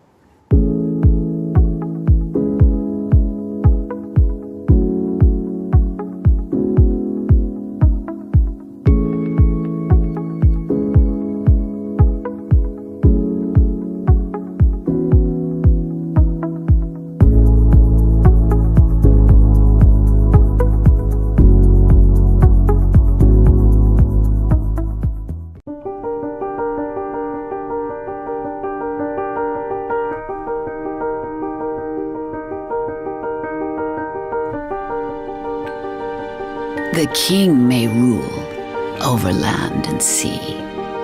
The lord may live right royally. The soldier ride in pomp and pride. The sailor roam over ocean wide.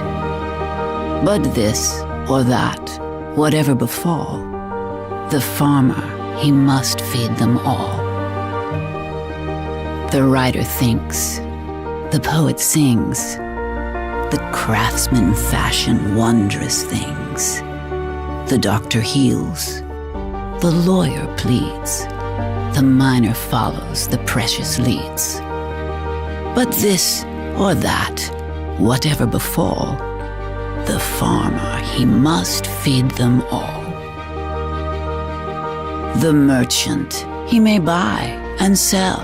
The teacher do his duty well. But men may toil through busy days, or men may stroll through pleasant ways. From king to beggar, whatever befall, the farmer, he must feed them all.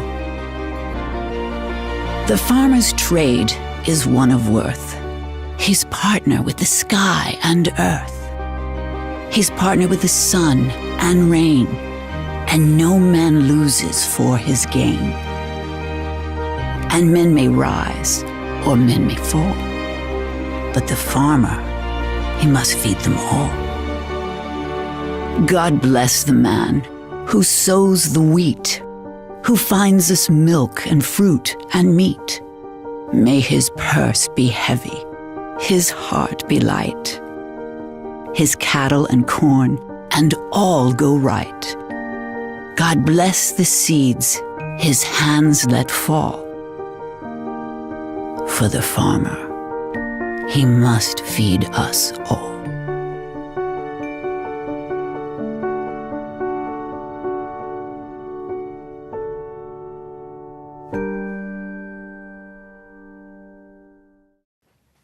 And thanks for joining us. This is the Country Telegraph. It's a 8:45, and probably another 15, 20, 30 minutes. Who knows? We'll stop when we want to stop.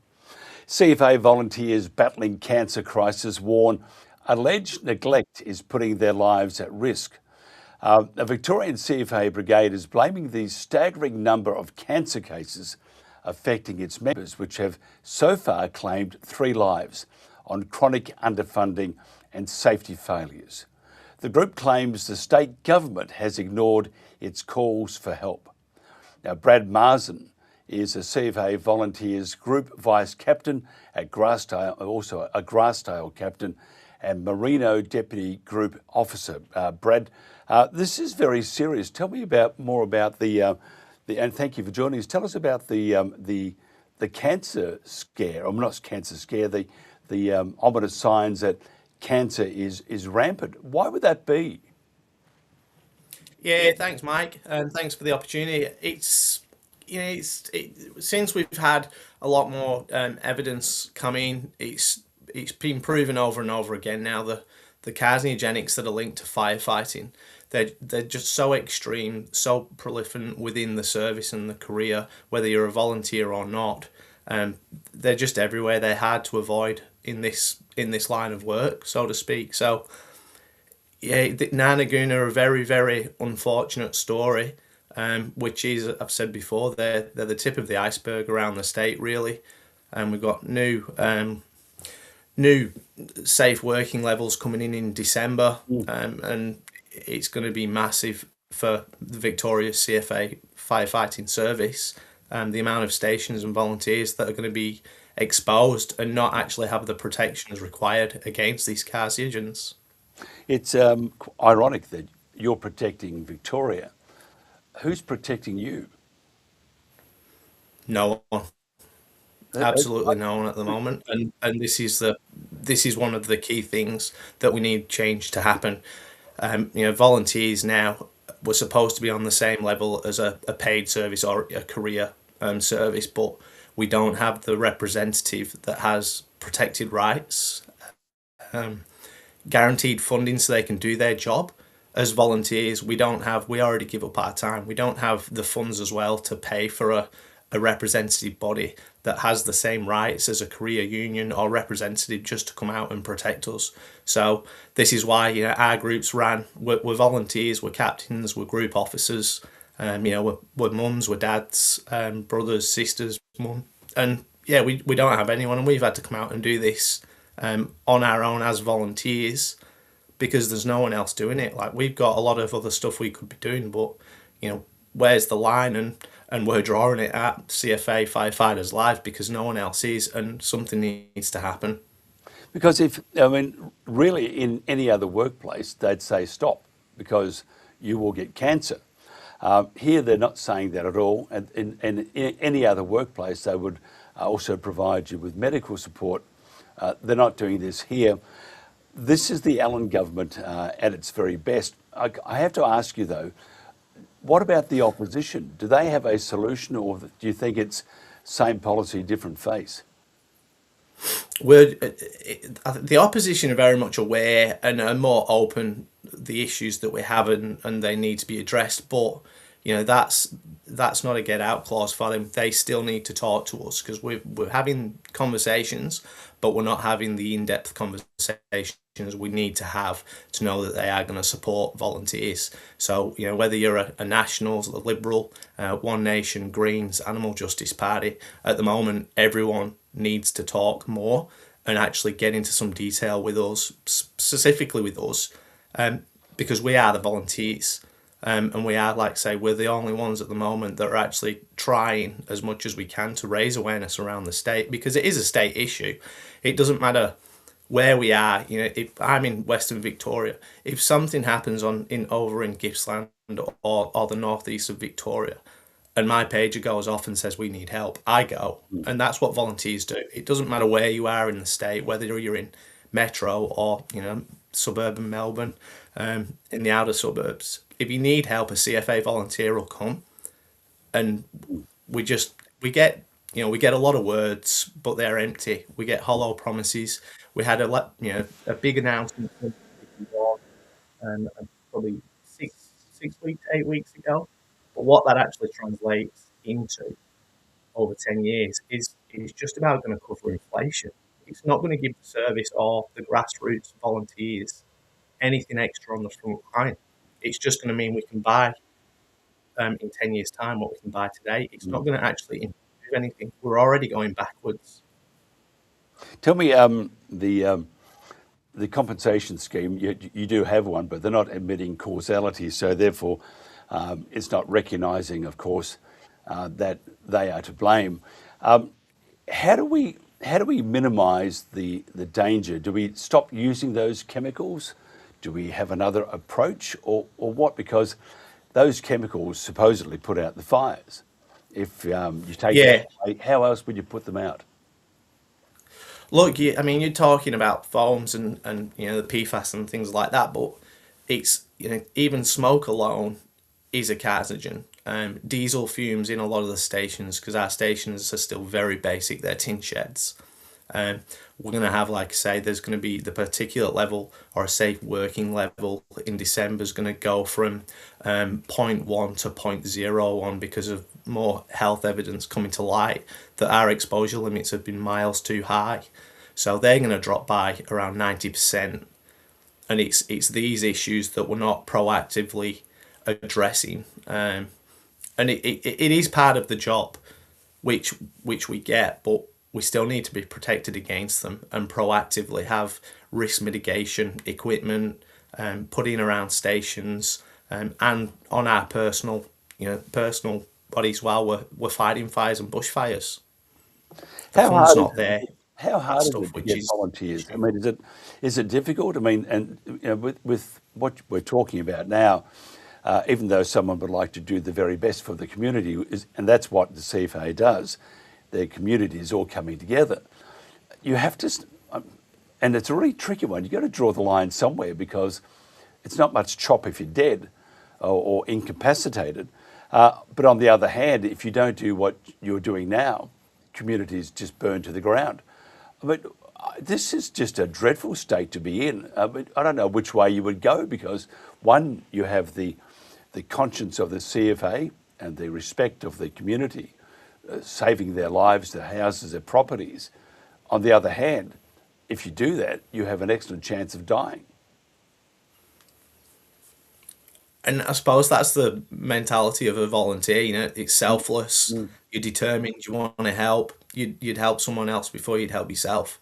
That's just the mindset of a genuine CFA volunteer. You know, and a lot of people around the state, especially when you get into the suburbs and outer suburbs, still don't realise if you see a fire truck with CFA written on the side, every single person is a volunteer. No one gets paid, and they all do it to protect the community. And this is something that's still disjointed, and people don't. Yeah, unfortunately, there is a portion of Victorians that don't realise there is nobody in the CFA. No one's paid. There isn't a single CFA firefighter that gets paid. Yet it's the largest frontline emergency service that protects the majority of the state. But like you said, it's been the same government, and over the past 10 years, the CFA's lost around 1,000 volunteers a year under the same government. Our equipment and stations infrastructure has been going down. It's on a downward trend through the support of the Greens and the Legalised Cannabis Party. And it's just hard. It's hard to fathom why the CFA doesn't matter. Like, it's the largest frontline emergency service in the state, and this government, with the support of the Greens and Legalised Cannabis, just kick us to the curb. I'm flabbergasted, and I feel very sad that this is an occurrence in Victoria.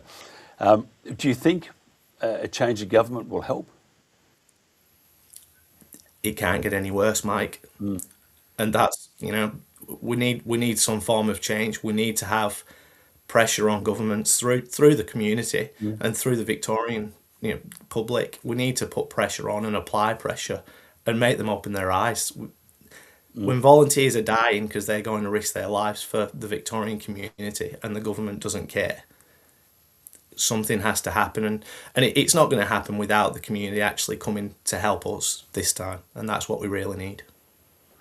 Yeah, I truly feel for you. I think it's, and I don't think, even with the current campaign, I sometimes wonder if it's getting through the noise and having an impact, and we'll see at the next election. I think Jess Wilson needs to, I mean, she's a bushie from way back, and she needs to also ensure that the community that's looking after Victoria, that being the CFA, needs to be looked after, and given some vehicles that have been made in this century would help too.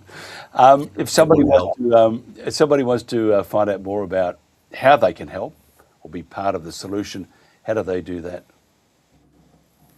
Look, and like I say, the biggest thing is we need to apply pressure on the parties. So whether it's, you know, following our pages on Facebook, Instagram, emailing us on our website, or simply talking to your local MP and asking them, what are you doing? You know, pull your heads out the sand. Like, CFA drastically need help. Over the past 10 years, or unfortunately 3 terms, we've been completely and utterly ignored. Maybe, because I hear the accent from the UK, maybe a Glasgow kiss to a couple of politicians might be just what is needed. Maybe. You never know. Be advocating that. And by the way, Glasgow kiss is not a sign of appreciation by any stretch. Brad Marsden, No. Marsden, thank you very much for your help. I appreciate it, and we'll do more of this. Pass on our regards to John Houston. John Houston, songwriter extraordinaire, and a great character and a great advocate also for better conditions for CFA volunteers. Thank you so much. This is the Country Telegraph. Across Australia, communities are coming together to host screenings of Just a Farmer. Every screening is different. Some are hosted by community groups, some by sporting clubs, some by local organisations and volunteers who simply want to bring people together. What they all have in common is connection, a chance to check in, a chance to start a conversation, a chance to remind people they're not alone. These screenings create space for communities to come together and have conversations that matter.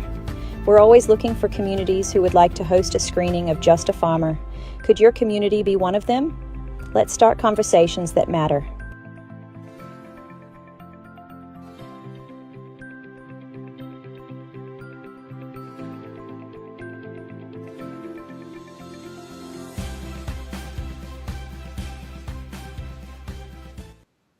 And welcome back to the Country Telegraph. Got another 15 minutes or thereabouts to go, maybe a titch less.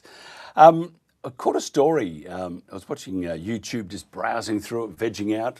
Brain was like, which is like it always, like jelly. And I was quite interested in a story on a current affair. And it just shows you. I mean, someone criticised me the other day for saying that those on the land are under attack, and they are. You are under attack, either part through ignorance, part through wanting to save the planet and destroying it at the same time, and part just through just pure, not ignorance, pig-headedness. We're right, you're wrong. And instead of consultating those that look after the environment very well, that being the rural community, they sit in their desk, behind their desk, in the major cities, whether it's Melbourne City, Sydney, Brisbane, whatever, Canberra, and they tell the farmers how they should look after the land. And most likely the closest thing they've come to seeing what grows in the land and how it operates is when they pop down to the local supermarket. I want to play you this. This actually is a shocker. It shows you that the New South Wales government does need to be replaced. It needs to be replaced as soon as God can let it happen. I know the election is sometime next year. It needs to happen earlier. Chris Minns, your government is an entire disgrace to the entirety of this country. Making a living on the land is hard work, and it's been made even tougher thanks to so-called pink maps. It's the government's way of dictating what people can and can't do on their land. Farmers are furious, claiming the mapping's flawed, but they're being ignored. It's quite immoral to tell someone how they should do something that they've been doing for generations. And it destroyed part of my family, destroyed our income and everything. And it's unjustifiable, it's just nonsense. The mental health load with this is just amazing. How we lost a good mate to the shit. Sorry. West Wyalong is a small town about a 5-hour drive west of Sydney. The population, 5,500 people, and it's mostly made up of generational farmland. But the livelihoods, futures and businesses of the landholders is in turmoil under the government's vegetation protection mapping. The mapping is a joke. It's hopeless. Also known as pink maps, the native vegetation restrictions mean anything under the pink cannot be plucked, picked or disturbed. Erin, this where you're walking is pink, and where I'm walking is blue. And so I can bend over and I can pick this grass here. I can get a shovel and dig this ground, but if you do that there, that's illegal. Rod Hardy runs a stud farm. We've got in total around 5,500 acres. And how many sheep do you have? We'll share between 2,700 and 3,000. Rod says he'd love to have more, but pink mapping's making it hard. We've got little areas of crop we can't put in, so I haven't put paddocks in, and this is limiting what I can do with grazing, and so it's impacting it vastly. Rod says most of the mapping on his land is wrong. This is the pink area here that we've been talking about, and we're right in the middle of it. And so what are these trees and what are they used for? These are a Murray pine. They're quite commonly used in building. It's a native timber that has high value, and it's very sustainable. But yeah, here it's been listed as critically endangered. Farmer Keith Rowe says the incorrect pink mapping on his land is impacting workflow. This big tractor and the air cart, that's what we use for seeding all our crops. The quickest way for us to get out onto the road, to get back to our home farm, is straight through here. Now, it's a roadway right through the middle of the pink. So if I go up that road and I knock off a branch or whatever, I'm breaking the law. A 5-minute trip now taking several hours. We've got to drive about 6 k's back around the back of this paddock. It's not just the detour causing Keith stress. Most of his land is now untouchable. There's about 800 acres arable, but there's 900 acres of pink map. Pink maps came into effect in 2017. Locals say there was no consultation. Keith was made aware after purchasing these extra acres for business in 2021, despite regular communication with the government's local land service. But we receive rate notices from the LLS quarterly. Why couldn't they have had an explanatory letter or anything? Keith says his business prospects are now down the drain. We've taken a hit on the equity because it's worthless with the pink map on it. It's been used for UCO oil production, it's been used for broom bush cutting. The region's popular for broom bush harvesting to make fencing, but some ecosystems containing the shrub are now critically endangered. Now when you cut it, it stimulates the growth. It's called coppicing. But if you don't cut it, it becomes a very unattractive, dead, dangerous tree. Gay Wheatley's family built their broom bush business from the roots up, but pink mapping has destroyed their income. It's completely overnight just destroyed him by people who have never stepped foot on my land. The mapping was done via satellite, and Gay says most of her property is now classified as endangered. And they even put my husband's grave and my grandson's grave under their pink, saying it was trees. Gay says her late husband Ned planted everything on their property and built the lake. They took our income, our industries, and then they went into our personal space, put it over the lake, and then they went to the very heart of us and put it over our graves. You know, I don't know what type of people we're dealing with in these governments. Landholders have battled for the government to review the mapping, which is now in the hands of the New South Wales Threatened Species Scientific Committee. Hard to do a map review if you don't know what map unit you've got. Dr Anne Clements has been an ecologist for 30 years and spent more than 600 hours mapping the region. Areas with the mallee and the broom bush are not under threat. Dr Clements submitted her peer-reviewed findings to the committee 9 long months ago. What I've submitted is pretty clear cut. Should it be taking this long for them to review? I didn't expect it to be month after month after month. By February, I would have expected them to go to a scientific committee meeting and go through the submission. In a statement to A Current Affair, the committee said it will consider the submission from Dr Clements, but is unable to give a timeline for completion. As for individual land reviews, Minister Penny Sharp has advised landholders can have the vegetation map reviewed for inaccuracies. I asked back in February to get a review done, and after jumping through a fair few hoops to get that close to it, the contractor hasn't arrived. For now, the impact on businesses and livelihoods is pushing farmers to breaking point. That the mental health load with this is just amazing. How we lost a good mate to the shit. Sorry. Don't be sorry. Don't be sorry. And it's just so unnecessary. It's unnecessary. They have the document, they have the nomination, the peer-reviewed nomination that'll clear this up in a meeting. Need a clear mapping unit, and you need the local community on board. What they've done is environmental disaster, an emotional disaster, and it's just wrong. It's our home. This is where we live. This is not just our business, it's our livelihood. It's an absolute farce. Complete the review, the pink map goes away.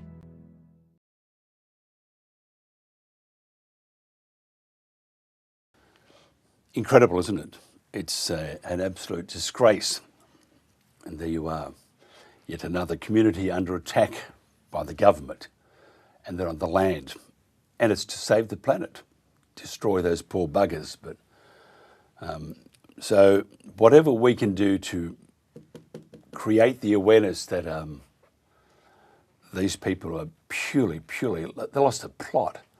In the olden days, you give them a foot on the backside and a box in the ears and tell them to grow up. Can't do that now. truly, I mean, sometimes I miss, actually a lot of times, miss the old days when I had a horse and no electricity. I'm not that old, stop it. I'm going to go in a check. I'm going to play you the weather, then I'm going to play you a particular piece of music. We'll catch you tomorrow. Thank you so much for your time. Thank you for joining us here at the Country Practice on this Monday, start of a week. I still can't get used to Mondays. Hands up for those who hate Mondays. I hate Mondays. But anyway, we had a good Sunday. The Saints won. Greatest victory ever, according to the AFL, ever in the history of VFL and AFL. That was the biggest win, best win, most stunning. Okay, I lie. Anyway, have a good one. See you tomorrow. This is the Country Telegraph.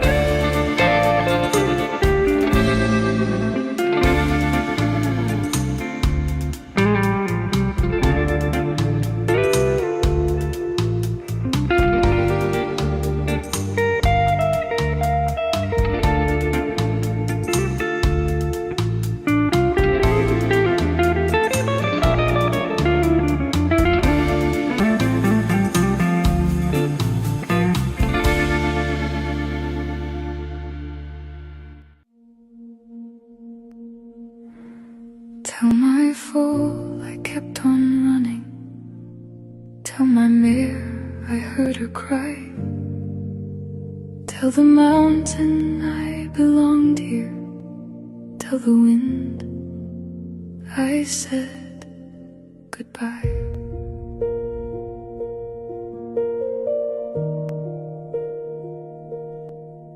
Brumby hoof prints etched for generations in the snow.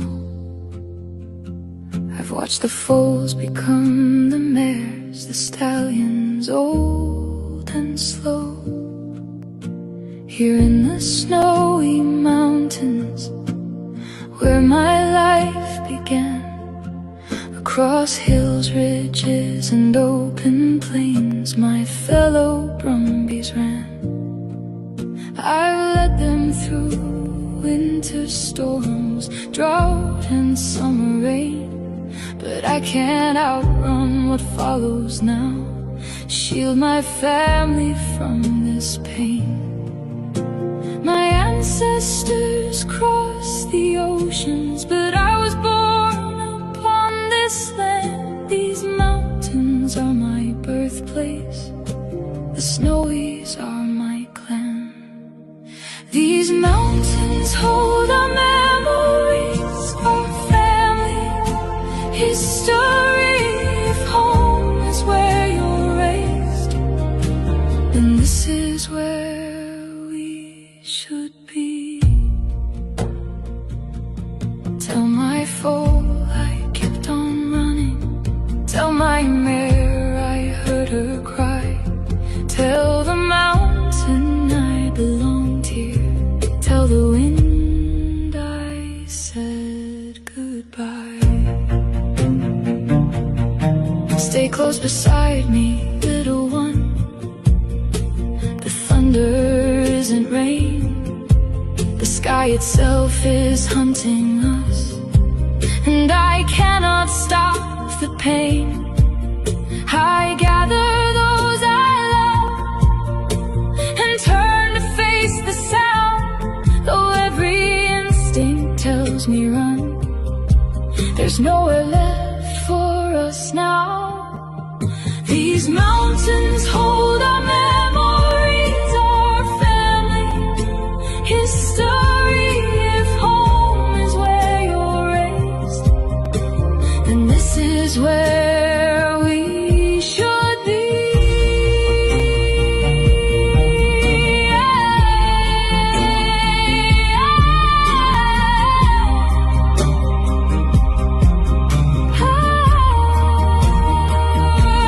I don't know the reason.